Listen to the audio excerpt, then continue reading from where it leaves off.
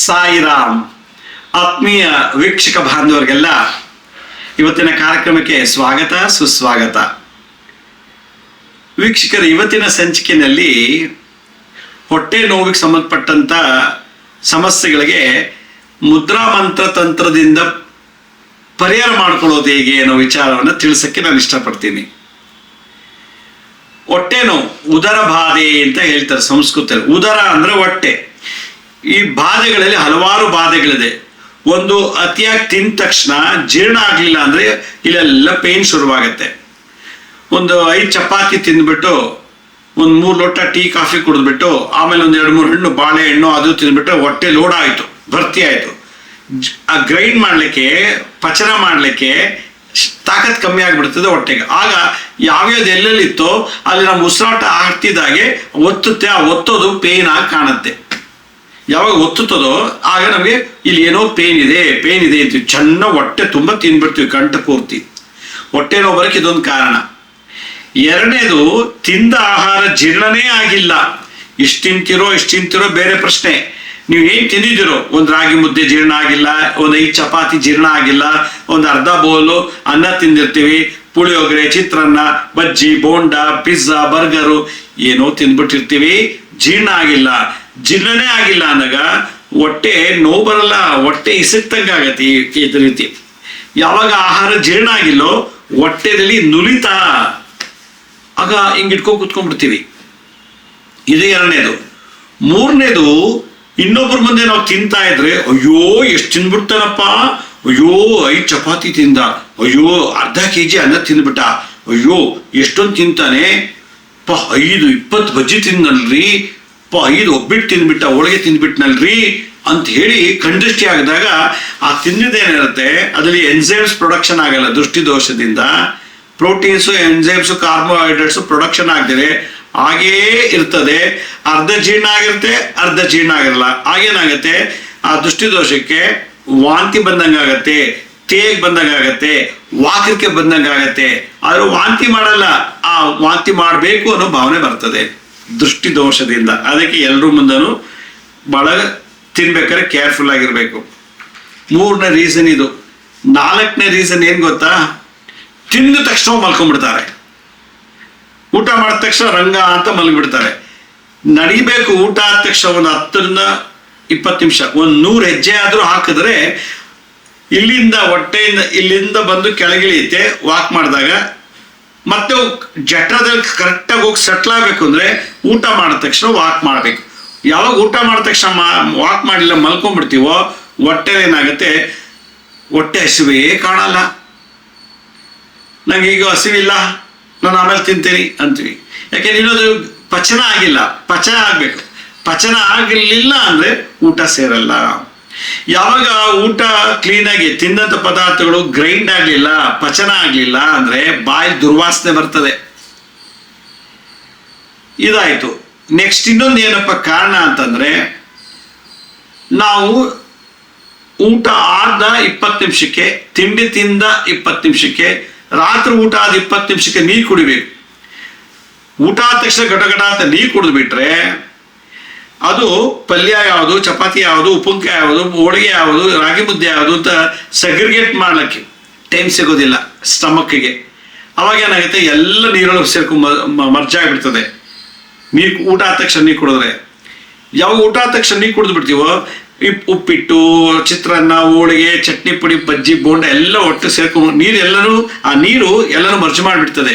ಅದರಿಂದ ಯಾವ್ಯಾವ ಐಟಮು ಎಲ್ಲೆಲ್ಲಿ ಇದೆಯೋ ಆಯಾ ಜಾಗದಲ್ಲಿ ಗ್ರೈಂಡ್ ಮಾಡಿ ಅದ್ರ ಪ್ರೋಟೀನ್ಸು, ಎನ್ಸೈಮ್ಸು, ಕಾರ್ಬೋಹೈಡ್ರೇಟ್ಸ್ ಪ್ರೊಡ್ಯೂಸ್ ಮಾಡಲಿಕ್ಕೆ 20 ನಿಮಿಷ ಟೈಮ್ ಕೊಡ್ಬೇಕು ಊಟ ಆದ್ಮೇಲೆ.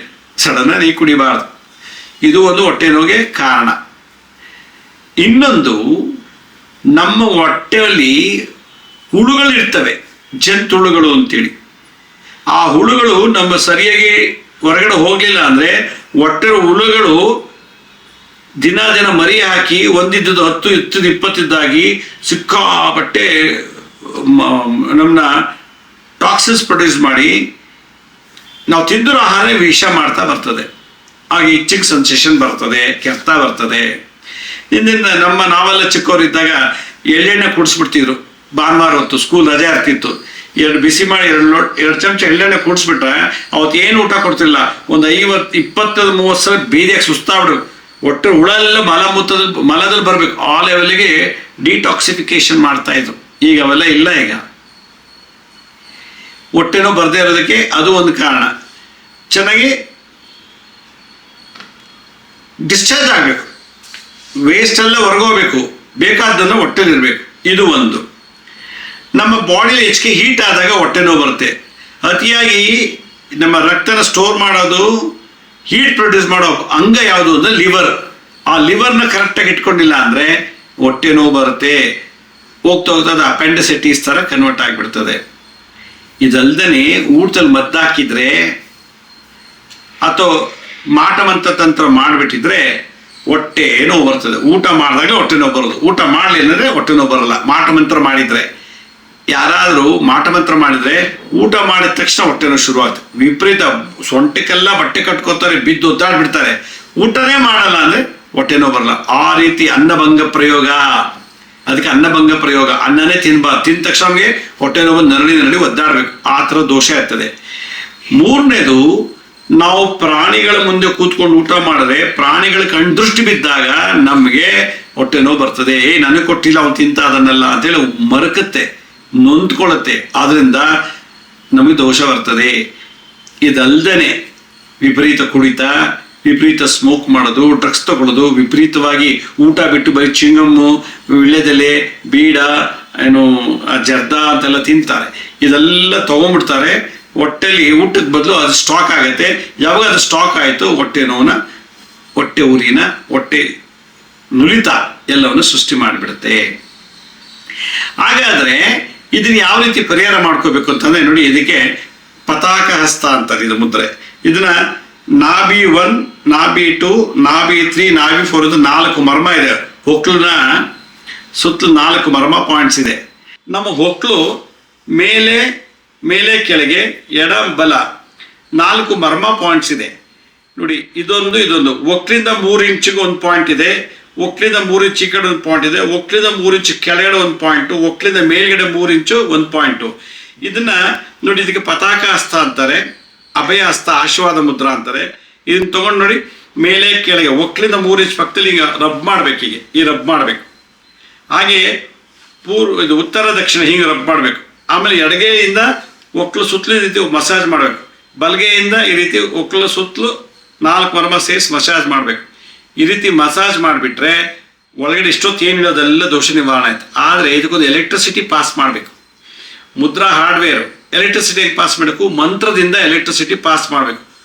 ಓಂ ಅಗಸ್ತ ಋಷಯೇ ನಮಃ ಪಚ ಪಚ, ಓಂ ಅಗಸ್ತ ಋಷಯೇ ನಮಃ ಪಚ ಪಚ, ಓಂ ಅಗಸ್ತ ಋಷಯೇ ನಮಃ ಪಚ ಪಚ, ಓಂ ಅಗಸ್ತ ಋಷಯೇ ನಮಃ ಪಚ ಪಚ, ಓಂ ಅಗಸ್ತ ಋಷಯೇ ನಮಃ ಪಚ ಪಚ, ಓಂ ಅಗಸ್ತ ಋಷಯೇ ನಮಃ ಪಚ ಪಚ ಅಂತ ಈ ಮಂತ್ರ ಹೇಳ್ಬೇಕು. ಮುದ್ರಾ ಮರ್ಮ ಪಾಯಿಂಟ್ಸ್ ಮಾಡ್ತಾ ಇದ್ವಿ. ಮಂತ್ರ ಓಂ ಅಗಸ್ತ ಋಷಯೇ ನಮಃ ಪಚ ಪಚ ಅಂಥೇಳಿ ಒಂದು 10-15 ನಿಮಿಷ ಮಾಡಿದ್ರೆ ಜನ್ಮತ ನಿಮಗೆ ಹೊಟ್ಟೆ ನೋವು ಬರಲ್ಲ. ಉದರ ರೋಗಕ್ಕೆ ಸಂಬಂಧಪಟ್ಟಂತೆ ಯಾವುದೇ ದೋಷ ನಿವಾರಣೆ ಆಗಿ. ಇದು ಮುದ್ರಾ ಮತ್ತೆ ಮುದ್ರಾ ಥೆರಪಿ, ಮಂತ್ರ ಥೆರಪಿ. ಮುದ್ರಾ ಆಯಿತು, ಮಂತ್ರ ಆಯಿತು. ತಂತ್ರ ಏನು ಮಾಡಬೇಕು? ತಂತ್ರ ಅಂದರೆ ಟೆಕ್ನಾಲಜಿ. ಏನು ಮಾಡಬೇಕು? ನಾವು ಈ ತುಳಸಿ ದಳ, ತುಳಸಿ ಎಲೆಗಳನ್ನ ಒಂದು 10 ತಗೊಳ್ಳಿ, 3-5 ಬೇವಿನ ಎಲೆ ಅಥವಾ ಬೇವಿನ ಪೌಡ್ರ್ ಸಿಗುತ್ತೆ, ತುಳಸಿ ಪೌಡ್ರ್ ಸಿಗುತ್ತೆ ಆಯುರ್ವೇದ ಅಂಗಡಿನಲ್ಲಿ. ಬೇವು ಮತ್ತು ತುಳಸಿ ಈ ಎರಡನ್ನೂ ಸಮ ಪ್ರಮಾಣದಲ್ಲಿ ಮಿಕ್ಸ್ ಮಾಡಿಬಿಟ್ಟು ಓಂ ಅಗಸ್ತ ಋಷಯೇ ನಮಃ ಪಚ ಪಚ, ಓಂ ಅಗಸ್ತ ಋಷಯೇ ನಮಃ ಪಚ ಪಚ, ಓಂ ಅಗಸ್ತ ಋಷಯೇ ನಮಃ ಪಚ ಪಚ ಅಂತೇಳಿ ಆ ಬೇವಿನೆಲೆ ತುಳಸಿ ಎಲೆ ಎರಡೂ ಸಮ ಪ್ರಮಾಣದಲ್ಲಿ ತಗೊಂಡು ಚೆನ್ನಾಗಿ ಅಭಿಮಂತ್ರಿಸ್ಬಿಟ್ಟು ತಿನ್ನಬೇಕು. ಆ ರಸ ಹೊಟ್ಟೆ ಒಳಗೆ ಹೋದಾಗ ನಾನು ಹೇಳಿದ ಎಲ್ಲ ಸಿಂಪ್ಟಮ್ಸು, ಬೇವು ಆ್ಯಂಟಿಸೆಪ್ಟಿಕ್ಕು, ಆ್ಯಂಟಿ ಏಜೆಂಟು, ತುಳಸಿ ಇಮ್ಯುನಿಟಿ ಸಿಸ್ಟಮ್ನ ಬೂಸ್ಟ್ ಮಾಡ್ತದೆ. ಆಮೇಲೆ ಬಾಡಿಲಿರ್ತಕ್ಕಂಥ ಎಲ್ಲ ಕಲ್ಮಶನ್ ತೆಗಿತು. ಅಷ್ಟು ವಿಶೇಷ ತುಳಸಿ ಮತ್ತು ಇದಕ್ಕೆ ಎನರ್ಜೈಸ್ ಮಾಡೋ, ಅದಕ್ಕೊಂದು ಸಂಸ್ಕಾರ ಕೊಡಬೇಕು. ಏನಂತ? ಓಂ ಅಗಸ್ತ ಋಷಯೇ ನಮಃ ಪಚ ಪಚ, ಓಂ ಅಗಸ್ತ ಋಷಯೇ ನಮಃ ಪಚ ಪಚ ಅನ್ನೋ ಒಂದು ಮಂತ್ರಶಕ್ತಿನ ಅದಕ್ಕೆ ಸಂಸ್ಕಾರ ಕೊಟ್ಟಾಗ ಅದು ಪ್ರಕೃತಿಯಲ್ಲಿ ಹೆಂಗೆ ಬೆಳೆದಿತ್ತೋ ಹಾಗೆ ತನ್ನ ತನವನ್ನ ಕ್ಷೇಮ ಮಾಡಿಕೊಂಡು ದೈವಶಕ್ತಿನ ಪಡೆಯುತ್ತೆ ಮಂತ್ರಶಕ್ತಿಯಿಂದ. ಒಬ್ಬ ಕುಡುಕ, ಡ್ರಗ್ ಅಡಿಕ್ಟರು, ಸ್ಮೋಕರ್ಸು, ರೌಡಿ, ಕೊಲೆಗಾರ, ಮೋಸಗಾರ ಅವ್ರನ್ನ ಕೂತ್ಕೊಂಡು ಕೌನ್ಸಿಲಿಂಗ್ ಮಾಡಿ ಮಂತ್ರ ತಂತ್ರ ಹೇಳಿ ಮಾಡಿದಾಗ ಅವರು ಕೊಲೆ ಮಾಡೋದು ಬಿಡ್ತಾರೆ, ಸ್ಮೋಕ್ ಡ್ರಿಂಕ್ಸ್ ಬಿಡ್ತಾರೆ, ಆಗ ಅವ್ರು ಸಂಸ್ಕಾರವಂತರ ಆಗ್ತಾರೆ. ಹಾಗೆ ತುಳಸಿ ಬೇವಿನ ಎಲೆಗೆ ಮಂತ್ರಮುಖಿನ ಸಂಸ್ಕಾರ ಕೊಟ್ಟಾಗ ಅದರ ಡಿವೈನ್ ಎನರ್ಜಿ ಹೋದಾಗ ಹೀಲಿಂಗ್ ಪವರ್ ಪ್ರೊಡ್ಯೂಸ್ ಆಗಿ, ಮೊದಲೇ ಅದು ಹೀಲ್ ಮಾಡೋ ಶಕ್ತಿ ಇರ್ತದೆ, ಅದರಲ್ಲಿ ಸಂಸ್ಕಾರ ಕೊಟ್ಟಾಗ ಏನಾಗುತ್ತೆ, ಇನ್ನೂ ಹೆಚ್ಚಿನ ಹೀಲ್ ಮಾಡೋ ಶಕ್ತಿ ಬರ್ತದೆ.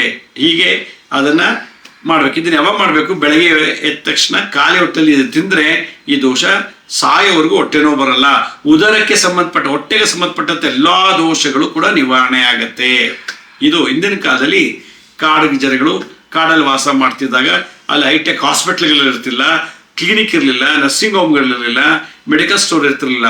ಆವಾಗ ನೇಚರ್ ಸಿಗುವಂಥದ್ದು ಮುದ್ರಾ ಮಂತ್ರ ತಂತ್ರದಿಂದ ಇದನ್ನು ಮಾಡಿ ಎಲ್ಲಾ ಥರ ರೋಗ ಬಾಧೆಗಳನ್ನ ನಿವಾರಣೆ ಮಾಡ್ಕೊಡ್ತಿದ್ರು. ನೋಡಿದಲ್ಲ ವೀಕ್ಷಕರೇ, ಮುದ್ರಾ ನಮ್ಮ ಶರೀರದ ಅಂಗಾಂಗಗಳನ್ನ ಕ್ಲೆನ್ಸ್ ಮಾಡಿ ಅಲೈನ್ಮೆಂಟ್ ಮಾಡುತ್ತೆ.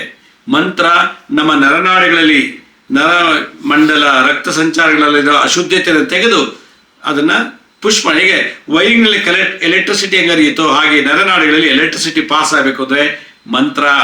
ಹಾಗೆ ತಂತ್ರ ಅಂದ್ರೆ ಟೆಕ್ನಾಲಜಿ, ಹೊರಗಿನದನ್ನ ಒಳಗೆ ಕಳಿಸೋದು. ತುಳಸಿರೋ ಶಕ್ತಿ, ಬೇವಿನ ಶಕ್ತಿನ ಒಳಗೆ ಕಳಿಸಿ ಅಲ್ಲಿ ನಾವೆಲ್ಲ ಗಲೀಜನ್ನ ಕ್ಲೀನ್ ಮಾಡ್ಕೊಳ್ಳುವಂಥದ್ದು. ಅದಕ್ಕೆ ಮನೆಗೊಬ್ಬ ಮಾಂತ್ರಿಕನಿರ್ಬೇಕು, ಮಂತ್ರ ಹೇಳಿ ಹೇಳಿ ಒಬ್ಬ ಮಾಂತ್ರಿಕನಿರ್ಬೇಕು ಮನೆ ಒಳಗಡೆ. ತಂತ್ರಗಳನ್ನ ಮಾಡಿ ಒಬ್ಬ ತಾಂತ್ರಿಕನಿರ್ಬೇಕು, ಟೆಕ್ನಾಲಜಿಸ್ಟ್ ಇರಬೇಕು. ಯಂತ್ರಗಳನ್ನ ಬರೆದು ನಮಗೆ ಸೆಕ್ಯೂರಿಟಿ ಫೋರ್ಸ್ನ ನಾವು ಡೆವಲಪ್ ಮಾಡ್ಕೋಬೇಕು ಯಂತ್ರಗಳಿಂದ. ಹಾಗೆ ಮನೆಗೊಬ್ಬ ವೈದ್ಯರಿದ್ಬೇಕು. ಆವಾಗ ನಮ್ಮ ಬದುಕಿನಲ್ಲಿ ಬರುವ ಎಲ್ಲಾ ತೊಂದರೆಗಳನ್ನ ಆರಾಮಾಗಿ ಕಣ್ಣು ಮುಚ್ಚಿ ತೆಗೆಷ್ಟು ನಿವಾರಣೆ ಮಾಡ್ಕೋಬಹುದು, ಬಂಡವಾಳ ಇಲ್ಲದೆ. ಇದನ್ನ ಪ್ರಾಕ್ಟೀಸ್ ಮಾಡಿ, ನೀವು ಕಲ್ತ್ಕೊಡಿ, ಇನ್ನೊಬ್ರಿಗೆ ಹೇಳ್ಕೊಡಿ.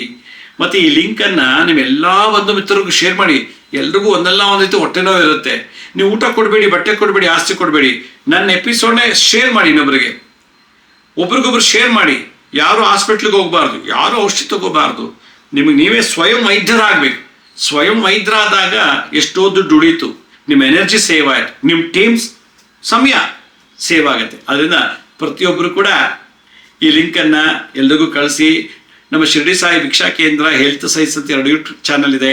ಇದ್ರ ಜೊತೆಗೆ SSVK ಜ್ಞಾನೋದಯ ಅಂತ ಒಂದು ಮ್ಯೂಸಿಕ್ ಚಾನಲ್ ಇದೆ. 3ಕ್ಕೂ ಸಬ್ಸ್ಕ್ರೈಬ್ ಮಾಡ್ಕೊಳ್ಳಿ. ಪಕ್ಕದ ಬೆಲ್ ಬಟನ್ ಪ್ರೆಸ್ ಮಾಡಿ. ನೋಡೋದ್ಮೇಲೆ ಆ ಲಿಂಕನ್ನು ಎಲ್ರಿಗೂ ಕಳಿಸಿ. ಮತ್ತು ಲೈಕ್ ಅನ್ನೋ ಬಟನ್ ಮರೀದೆ ಪ್ರೆಸ್ ಮಾಡಿ.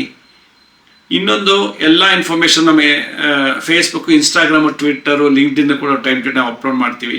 ಅಪಾಯಿಂಟ್ಮೆಂಟ್ಸ್ ಏನಾದ್ರು ಬೇಕಿದ್ರೆ ಮಾತ್ರ www.lakshmisrinivas.in ಅಂತ ನೀವೇ ಲಾಗಿನ್ ಆಗಿ ಯಾವ ಡೇಟ್ ಯಾವ ಟೈಮ್ ನೀವು ಅಪಾಯಿಂಟ್ಮೆಂಟ್ ಬುಕ್ ಮಾಡ್ಕೊಂಡು ಬರ್ಬೋದು ಅಂತ ಹೇಳ್ತಾ ಇವತ್ತಿನ ಸಂಚಿಕೆ ಮುಗಿಸ್ತೀನಿ. ಇದೇ ರೀತಿ ನಾಳೆ ಮುಂದಿನ ಸಂಚಿಕೆಯಲ್ಲಿ ಮತ್ತೊಂದು ವಿಶೇಷವಾದಂಥ ಮಾಹಿತಿಯನ್ನು ತಮ್ಮನ್ನು ಭೇಟಿ ಮಾಡ್ತೀನಿ. ಅಲ್ಲಿವರೆಗೂ ನನ್ನ ನಮಸ್ಕಾರ. ಸಾಯಿರಾಮ್.